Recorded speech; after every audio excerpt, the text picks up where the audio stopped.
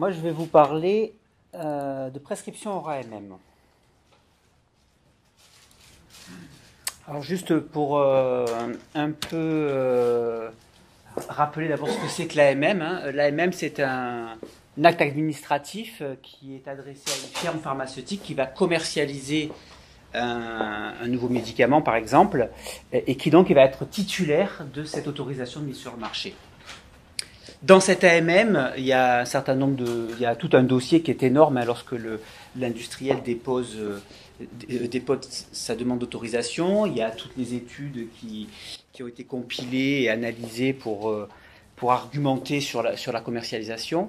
Et puis il y a ce qu'on appelle le résumé des caractéristiques du produit, c'est ce qu'on appelle le RCP, qui va définir de manière synthétique le cadre légal de l'autorisation de mise sur le marché, c'est-à-dire les indications dans lesquelles le médicament pourra être utilisé. Et les indications, ça va jusqu'à des fois la virgule sur l'intitulé, qui peut être très compliqué, les posologies, les voies d'administration, etc.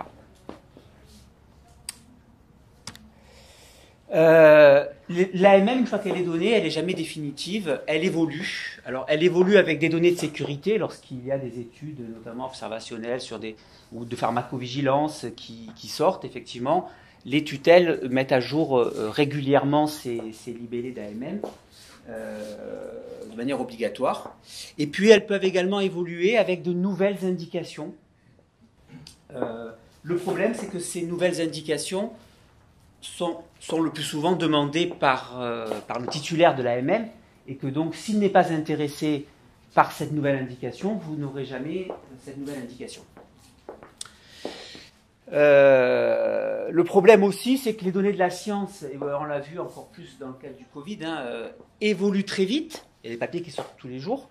Par contre, les évolutions des dossiers d'AMM, ça prend beaucoup plus de temps, parce qu'il y a quand même un certain nombre de filtres à passer au niveau des tutelles, et qu'on a très souvent un décalage entre les données de la science et les autorisations légales pour un médicament. Alors, quelques chiffres pour que vous puissiez vous représenter ce que ça représente. Les prescriptions hors AMM, c'est en moyenne entre 15 et 20% des lignes de prescription qui existent en France ou dans les pays étrangers. Alors ces chiffres, ils sont assez standards, ils sont repris dans plein de publications, et notamment dans les assises du médicament qui ont lieu en 2011 ou à l'Assemblée nationale. Bref, on est assez confiant sur ce chiffre. Et dans la littérature, on retrouve des bornes qui sont de 7,5 à 40%. Alors il faut savoir que ça concerne toutes les disciplines. Certaines disciplines sont beaucoup plus sujettes au hors AMM, puisque la pédiatrie, par définition, est un petit parent pauvre de l'AMM, où 80% des prescriptions se font hors indication, enfin hors, en tout cas, cadre de l'AMM. De même que les prescriptions à l'hôpital sont légèrement, et ça peut se comprendre vis-à-vis du dernier recours, sont supérieures à la pratique de ville. En infectiologie, par exemple, on peut retrouver du hors AMM jusqu'à 43% chez les adultes et jusqu'à 94% en pédiatrie. Vous voyez bien que ça correspond quand même, non pas forcément à quelque chose d'exceptionnel, mais quelque chose qui peut être effectivement très fréquent. Alors, cette AMM, elle engage elle engage un certain nombre de personnes, notamment le laboratoire pharmaceutique, qui commercialise la spécialité, qui lui est tenu au strict respect du contenu de l'AMM, donc de son autorisation, dans ce qu'il va faire dans le cadre d'une visite médicale, dans l'information qu'il va donner. Ils ne peuvent pas communiquer sur autre chose que ce qui est écrit dans leur dossier d'AMM. Par contre, cette AMM n'a pas de valeur contraignante pour le prescripteur, qui reste, au moins en France, libre, je vais rentrer dans le détail, libre de sa prescription, ni même pour le pharmacien dispensateur, à moins que la loi lui demande de faire autrement. Il est habilité également à dispenser ses médicaments hors AMM, si bien sûr il faudrait qu'il soit au courant, ce qui n'est pas toujours le cas, mais quand il est au courant, il peut partager et collaborer avec le prescripteur pour prendre une décision collégiale sur le fait de faire cette prescription hors AMM. Donc pour le clinicien, cette AMM doit être considérée comme une expression de l'état de l'art qu'ils doivent prendre en compte, mais pas uniquement. Puisque toute la médecine n'est pas résumée aux AMM des médicaments.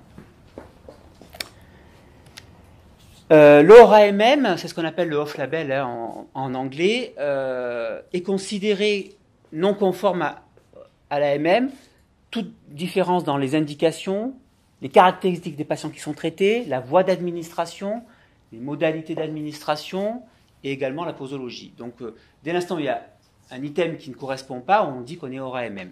Alors, en pratique, c'est vrai que les posologies, on peut se dire qu'on peut donner un peu plus, un peu moins, mais on reste dans du hors AMM officiellement. En fait, je pense qu'il faut distinguer deux types de hors AMM. Le hors AMM qui se dit justifié, qui serait conforme aux données de la science, alors soit parce qu'une AMM n'a pas été mise à jour au niveau scientifique, soit parce que le médicament n'est pas adapté à une certaine catégorie de population, ce qui est beaucoup le cas en pédiatrie où on n'a pas fait d'essais cliniques chez eux, soit parce que le malade est dans une impasse thérapeutique, on a testé un certain nombre de médicaments et il est en échec, donc on cherche toujours une solution et donc on peut proposer un médicament hors AMM, soit parce qu'il y a une absence de traitement, ça peut être le cas des maladies rares, ça peut être le cas des maladies nouvelles, comme on avait le cas en ce moment pour le Covid. Donc ça, c'est la justifiée par les données de la science. Et après, il y a les non justifiés, où là, ce prescription serait non conforme aux données de la science, d'une part, et où que la propriété pharmacologique du médicament ne soit pas validée dans l'indication dans laquelle on essaye de l'utiliser. Donc il faut bien faire cette différence entre ce qui pourrait être justifié ou pas, et là c'est le rôle du prescripteur et du pharmacien de travailler sur cette justification. Alors les obligations du prescripteur en matière et du pharmacien aussi, c'est que dans la limite fixée par la loi et compte tenu des données acquises de la science, le médecin est libre de ses prescriptions qui seront celles qu'il estime le plus appropriées. Alors le pharmacien a son mot à dire à chaque fois pour dire oui, le médecin peut estimer, le pharmacien a le droit d'intervenir et même de refuser la dispensation. Mais en général, si on discute et qu'on a des arguments qu'on partage, je pense qu'on peut être le plus souvent dans un avis commun. Alors quelles sont les limites qui sont prévues par la loi ? Donc la loi décrit ça. En l'absence d'alternatives médicamenteuses appropriées, il y a deux possibilités. Soit la tutelle, et en l'occurrence chez nous l'ANSM, propose une recommandation temporaire d'utilisation. D'accord ? Elle le fait probablement de la même façon, mais de manière plus rapide que si elle autorisait le médicament au niveau d'une AMM, en fonction des données disponibles. Donc elle peut juger effectivement que les données sont pas suffisantes ou contradictoires, et donc décider de mettre en place une RTU ou pas. En pratique, il y a très peu de RTU qui ont été mis en place par la NSM. Et la deuxième solution, c'est si le prescripteur le juge indispensable au regard des données acquises de la science pour améliorer et stabiliser l'état clinique de son patient. Donc il y a malgré tout, donc ça c'est deux possibilités légales, il y a malgré tout plusieurs conditions à satisfaire. La première, c'est d'en informer le patient, et ça c'est très important, il faut que le patient soit au courant. Bon, alors, je pense qu'ici, dans le cadre du Covid, c'est difficile que le patient ne le soit pas, vu que c'est très médiatisé, mais c'est important que le patient soit au courant. Et il est également important de l'inscrire sur l'ordonnance, comme quoi c'est une prescription donc, hors AMM, mais si on inscrit cela sur l'ordonnance, bien sûr, selon le circuit du médicament qui est utilisé, donc si on est en ville, le médicament ne pourra pas être remboursé et donc le patient pourra être pénalisé. Donc cette mention hors AMM n'est pas fréquemment retrouvée en pratique dans les prescriptions de ville, par exemple. Alors, la vraie question, c'est quoi les données de la science ? Alors, les données de la science, il faut savoir qu'en France, en France, et je pense que pas qu'en France, il n'y a pas de définition officielle de c'est quoi les données de la science, acquises de la science. Alors on peut dire, Donner de la science, c'est données acquises dans le cadre des AMM des médicaments, c'est des recommandations et avis des autorités sanitaires, des tutelles, la HAS. C'est peut-être aussi les avis des sociétés savantes, des instituts comme ici, mais c'est surtout finalement ce qui est publié. Ce sont les études cliniques publiées. Alors, bien sûr, le mieux, c'est dans une revue à comité de lecture. La question, c'est quelle revue? On sait que certaines sont mieux cotées que d'autres, etc. Donc, quelle revue, quel nombre d'études sont suffisants? Ça, ce n'est absolument pas défini. Mais ce qui est important de retenir, c'est que le clinicien doit se baser sur de la science et sur des données publiées pour prendre sa décision. Et donc, la pertinence qu'il va juger de ces publications, c'est lui-même qui va juger de la pertinence de ces publications. Donc, c'est vrai qu'il faut apprendre aussi à chacun d'entre vous à analyser les articles, à comprendre les biais qui ont été présentés tout à l'heure par Philippe, pour savoir si cette étude, on la prend en considération ou pas. Donc, les dispositions actuelles de la loi ne répondent pas en fait aux besoins des prescripteurs en matière de hors AMM, ça reste un peu bancal. Il y a très peu de recommandations temporaires d'utilisation qui ont été faites. Elles nécessitent un suivi très lourd. Si on mentionne que c'est hors AMM, effectivement, le patient pourra être pénalisé puisqu'il ne sera pas remboursé par l'assurance maladie. On a malgré tout ce devoir d'information du patient qui est nécessaire, absolument nécessaire. C'est la confiance qu'il y a entre le praticien et son patient, mais qui est jugé d'application difficile au quotidien tous les jours. Donc en pratique, le médecin peut prescrire hors AMM sans trop de contraintes. Le pharmacien, lui, va dispenser le médicament. Alors, lorsqu'on est dans une situation comme ici, effectivement, on ne pourra pas dire qu'on n'a pas eu d'échange médico-pharmaceutique, mais en ville, en pratique, le pharmacien ne dispose pas de l'indication sur l'ordonnance et donc il ne sait pas. Alors, il pourrait le savoir s'il cherche un peu, en interrogeant son patient, mais il ne sait pas si la prescription est hors AMM ou pas, puisque l'indication n'est pas mentionnée, en tout cas pour le volet indication. Et l'industriel, lui, quand on prescrit hors AMM, il va finalement vendre plus de médicaments au même prix. Et cette pratique peut lui éviter de demander une extension d'AMM, dont je vous parlais au début. Malgré tout, la loi lui demande à cet industriel, à ce titulaire de l'AMM, d'informer la ANSM des utilisations hors AMM qu'il peut constater au niveau des volumes de commandes, par exemple, et donc de proposer au niveau de la ANSM des solutions pour censées faire cesser cette hors AMM, bien sûr dans la condition où elle ne serait pas justifiée, parce que si elle est justifiée scientifiquement, c'est plus compliqué. Le patient, lui, en général, il fait confiance à son médecin, à son pharmacien, et souhaite qu'on lui prescrive le meilleur traitement. Qu'il soit conforme ou pas à l'AMM, ce n'est pas une problématique du patient.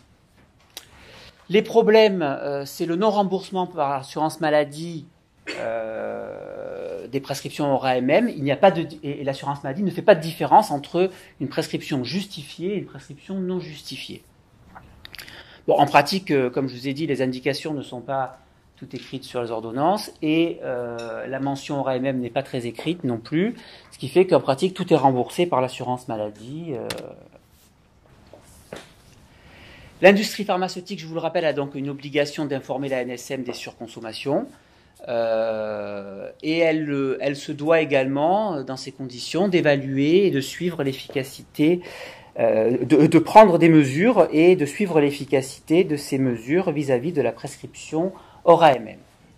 Donc en conclusion, l'utilisation hors AMM peut être expérimentale, elle peut être standard, elle peut même être la pointe de la technologie, mais elle peut être aussi, et ça il ne faut pas l'oublier, une erreur médicale. Donc c'est une pratique qui est omniprésente dans la pratique médicale, vous avez vu les chiffres. Il y a de nombreuses utilisations hors AMM qui sont recommandées dans plein dans des recommandations de sociétés savantes. Donc tout ne repose pas sur des indications d'AMM. Toute la médecine ne repose pas sur ces indications-là, loin de là. L'utilisation ORAMM est associée à la liberté d'évaluation et de décision du prescripteur et du pharmacien dispensateur. Elle n'est ni illégale, ni nécessairement incorrecte, mais bien sûr elle peut l'être. Donc dans les perspectives qu'il faudrait réfléchir, je pense que la connaissance de la façon dont les médicaments sont prescrits malgré tout est nécessaire pour mettre en place des mesures visant à améliorer les habitudes de prescription et de délivrance des médicaments en se basant sur les données acquises de la science en fait, pour garantir l'innocuité, l'efficacité et l'efficience de ces médicaments. Il faudrait à terme se donner les moyens d'identifier ces prescriptions, de différencier les prescriptions justifiées de celles qui ne le sont pas, et permettre le remboursement du ORAMM justifié par l'assurance maladie. Et puis, je voulais finir par la petite dernière phrase. Je suis très content de la relation pharmacien-médecin que j'ai pu trouver à l'IHU. Mais je pense que cette relation est indispensable pour sécuriser les prescriptions médicamenteuses au quotidien et qu'il y a un rôle à jouer pour les pharmaciens cliniciens. Et là, nous pouvons bien sûr vous aider et ce qui est le cas, c'est ce que nous faisons, mais vous aider à un peu mieux sécuriser les prescriptions lorsqu'il y a des choses qui, au quotidien, peuvent passer à la trappe. Voilà. Merci.